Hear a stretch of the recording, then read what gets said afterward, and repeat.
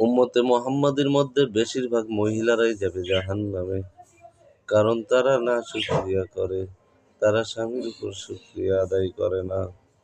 ৩০ বছর সংসার ভালো মতো করার পরেও একদিন যদি ১৯ থেকে ২০ হয়ে যায়, ১৯ থেকে ২০ হয়ে গেলে বেশিরভাগ মহিলারাই বলে, এই গোলামের ঘরে এসে আমার জীবনটা শেষ করে ফেললাম, তেজপাতা করে ফেললাম।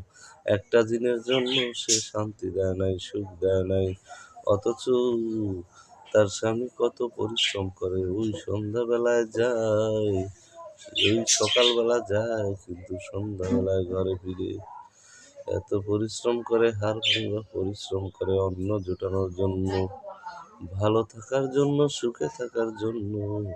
তারপরেও তার স্ত্রী শুকরিয়া আদায় করে না, বরং উল্টা পাল্টা কথা বলে, স্বামীকে ছোট করে কথা বলে, অপমান করে কথা বলে। এরকম মহিলার সংখ্যা আমাদের সমাজে বেশি না কম?